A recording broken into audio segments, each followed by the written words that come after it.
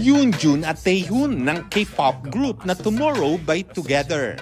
Nakisali na rin sa trending dance challenge ng isang Pinoy song.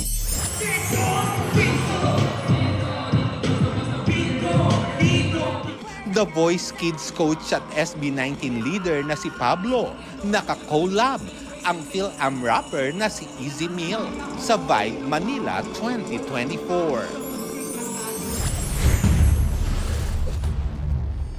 First teaser ng Lolong Bayani ng Bayan, inilabas na.